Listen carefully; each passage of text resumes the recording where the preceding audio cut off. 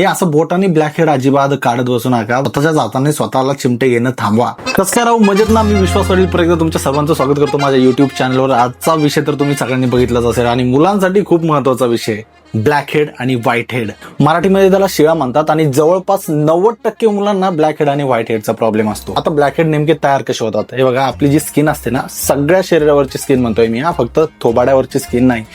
आपली जी स्किन असते ना त्या स्किनला छोटे छोटे छिद्र असतात. त्या छिद्रामध्ये एक सिबॅशियस ग्लँड नावाच्या ग्रंथी असतात. सिबॅशियस नावाच्या ग्रंथी असतात.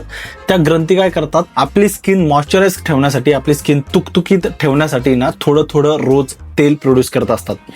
होतं काय, जेव्हा आपण चेहरा धुत नाही तेव्हा हे तेल आहे ना हळूहळू हळूहळू साचत जातं आणि साचल्यानंतर ते छिद्र जे आहे ना ते छिद्र पॅक होऊन जातं. आता तुम्ही म्हणाल की ते यार ते ऑइल आहे, ऑइल कडक कसं काय होऊन जातं. जेव्हा ते ऑइल स्किनच्या वरती येतं ना तेव्हा त्याला हवा लागते आणि त्याच्यानंतर ते ऑइल होतं ऑक्सिडाइज. ऍपल कापल्यानंतर ऍपल जसं ऑक्सिडाइज होतं ना, काळं होतं ना, त्याचप्रमाणे आपलं जे ऑइल आहे ना बाहेर निघालेलं ते होतं ऑक्सिडाइज आणि त्याचा रंग होतो काळा आणि ते एकदम घट्ट होऊन जातं आणि त्याला म्हणतात ब्लॅक हेड किंवा त्याला सायन्सच्या भाषेमध्ये म्हणतात हायपर किरेटायझेशन. त्याचा रंग फक्त काळा असतो त्याच्यामुळे त्याला म्हणतात ब्लॅक हेड. त्याला व्हाईट हेड सुद्धा म्हणतात. तुम्हाला नाकावर छोटे छोटे बारीक बारीक छिद्र दिसत असतील तर ते सगळे ब्लॅक हेड आहेत का? नाही. जे तुम्हाला मोठे मोठे दिसत असतील ना त्यालाच ब्लॅक हेड म्हणतात. नाहीतर त्या छिद्रामधून उगाच ऑइल काढत बसणार त्याला सिबॅसियस फिलामेंट म्हणतात, ते ब्लॅक हेड नाही. हा असा काही आजार वगैरे नाहीये, प्रत्येकाला ब्लॅक हेड वगैरे होतात, पण स्वच्छ ठेवणं आपलं काम. तुम्ही जर रोज फेस वॉश केला ना ते होणार नाही आणि स्पेसिफिक फेस वॉश तुम्हाला त्यासाठी घ्यावं लागेल. हा त्रास सगळ्यात जास्त कोणाकोणाला होतो, ज्यांची स्किन ऑइली आहे, ज्यांना खूप जास्त बाहेर फिरावं लागतं, ज्यांच्या भागामध्ये प्रचंड प्रदूषण आहे, ज्यांची स्ट्रेस लेवल खूप हाय आहे, ज्यांचं डाएट चांगलं नाहीये, जे वर्कआउटला वगैरे जात नाही, हा प्रॉब्लेम त्यांना खूप जास्त होतो. ब्लॅक हेड रिमूव्ह करण्यासाठी प्रचंड वेगवेगळ्या पद्धती आहेत. प्रोडक्ट रेकमेंडेशन तुम्हाला समोर देईलच.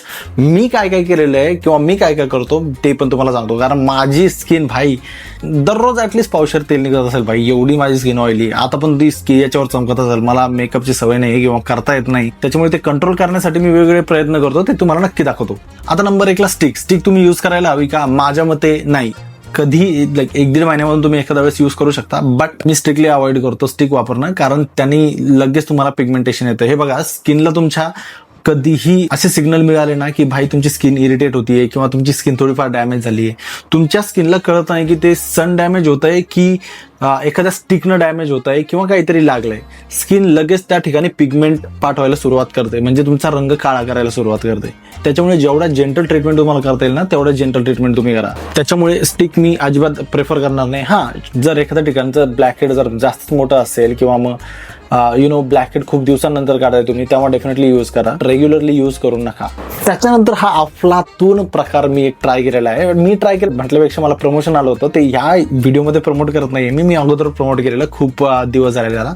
बट ही आहे एक सक्शन मशीन. ती तुम्हाला सुरू करायची आहे आणि ती एवढी पॉवरफुल आहे ना की तुमच्या नाकावरचा सगळा गंक काढून घेते. तुम्हाला जर वापरायची तुम्ही 1-1.5 महिन्यामधून एखाद्या वेळेस वापरू शकता आणि खूप अफोर्डेबल किंमत याची, काहीतरी 200-250 रुपयाला तुम्हाला ही मशीन मिळून जाते, पण खूप छान आहे. म्हणजे माझं तर असं म्हणणं आहे की तुम्ही 1.5-2 महिन्यामधून ती एकदा वापराच, जेणेकरून तुमचे 100% ब्लॅक हेड अगदी अलगदपणे निघून जातील. तुम्ही वापरल्यानंतर तुम्ही छान मॉइश्चरायझर लावा, एक सिका प्लस सारखं किंवा फॉर्म्युला एक्सचं बॅरियर प्लस असे मॉइश्चरायझर लावा, जेणेकरून तुमची स्किन नॉर्मल होऊन जाईल. तर मार्केटमध्ये ब्लॅक हेड रिमूव्हिंग पॅड्स पण आहेत. एक चौकोनी आकाराचे तर काही गोल आकाराचे येतात, वेगवेगळे छोटे छोटे गोल गोल डब्यांमध्ये येतात किंवा चौकोनी डब्यांमध्ये येतात.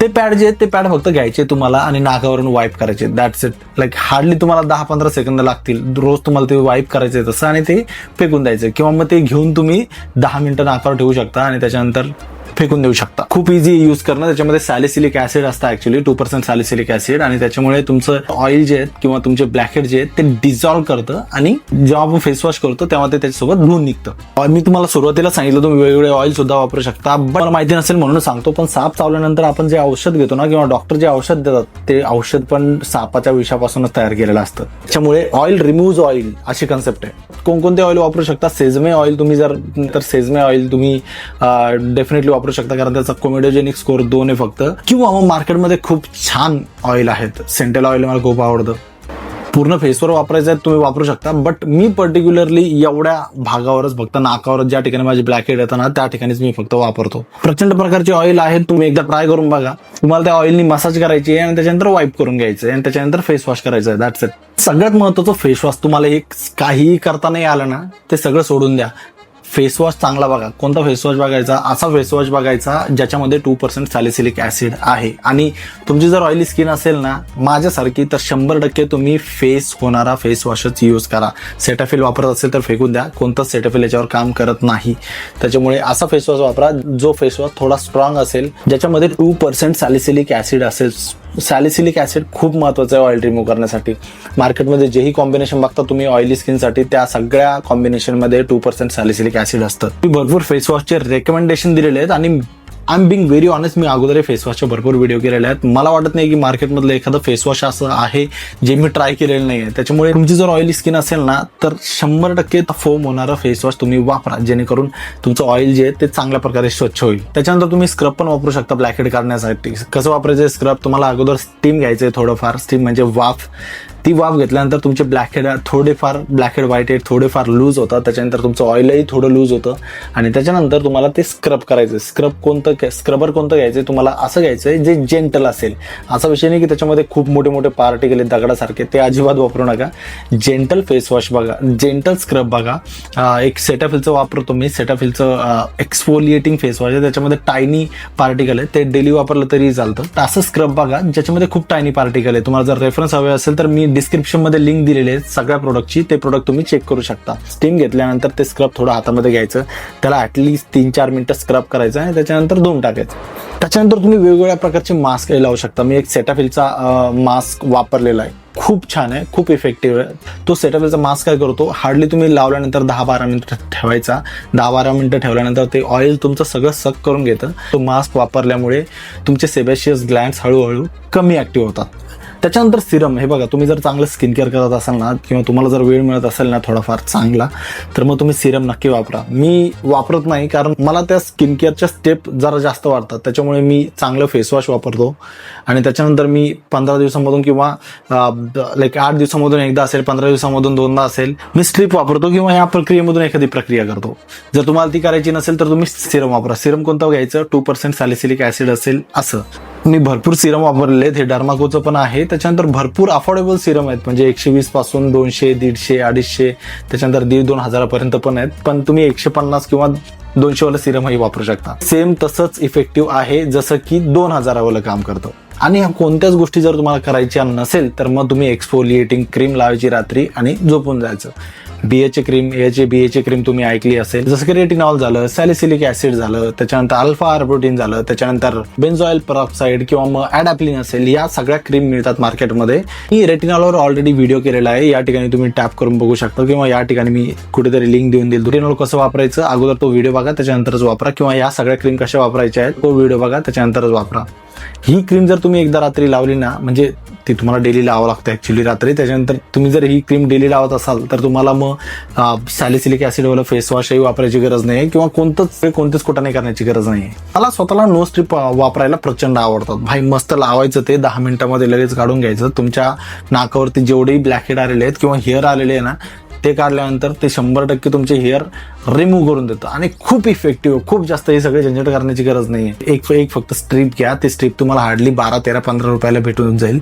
हिपहॉपची आहे, त्याच्यानंतर डॉक्टर रशेलची आहे, भरपूर ब्रँडची नो स्ट्रीप मिळते तुम्हाला. ती फक्त घ्या, लावा. वापरण्याची पद्धत कशी व्हिडिओमध्ये बघा, मी दाखवल्याप्रमाणे लावा. त्याच्यानंतर 10 मिनिटांनी काढून टाका, नाक धुवून घ्या. That's it. तुम्हाला जर हे सगळे खारची कामं वाटत असेल ना तर मग होम रेमेडी पण आहे. तुमचा जो राईस आहे ना मिक्सरमधून काढून घ्या, बारीक करा एकदम आणि त्याला थोडं ओलं करून त्यांनी स्क्रब करून घ्या. 10 मिनिटं ते तसंच ठेवा आणि त्याच्यानंतर धुवून टाका. हे सगळं तुमचं ऑइल वगैरे रिमूव्ह करून देईल. पण हे तुम्हाला 4-5 दिवसांमधून एकदा करावं लागतं. तुमचं ऑइल जर जास्त प्रोड्यूस होत असेल तर या गोष्टीवर लक्ष ठेवा. जसं की तुम्ही साखर कमी खा. प्रोसेस फूड तुम्ही जर जास्त खात असाल, जसं की समोसे, भजे वगैरे, हे ते बाहेर जाऊन ते कमी करा. जास्तीत जास्त पाणी प्या. आणि जर तुम्ही खूप स्ट्रॉंग पील मास्क वगैरे लावत असाल दर आठवड्याला, 15 दिवसाला, महिन्याला, ते लावणं बंद करा. जेंटल गोष्टी बघा. आणि सगळ्यात महत्वाचं म्हणजे रात्री फेसवॉश केल्याशिवाय अजिबात झोपू नका. होप तुम्हाला हा व्हिडिओ आवडला असेल आणि जर तुम्हाला आवडला असेल तर नक्की सबस्क्राईब करा. आणि पुढच्या वेळेस तुम्हाला कोणता व्हिडिओ बघायचा आहे तेही कमेंट करून नक्की सांगा. तुमचे काहीही प्रश्न असतील तर कमेंट करून नक्की सांगा. आणि हो, तुम्हाला यातलं कोणतंही प्रोडक्ट हवं असेल तर ते सगळे प्रोडक्ट मी लिंक दिलेली आहे खाली, मी डिस्क्रिप्शनमध्ये लिंक करून दिलेले आहेत. त्या लिंकवर टॅप करून तुम्ही शॉपिंग करू शकता, जेणेकरून मलाही पैसे मिळतील. चला भेटूया पुढच्या व्हिडिओत.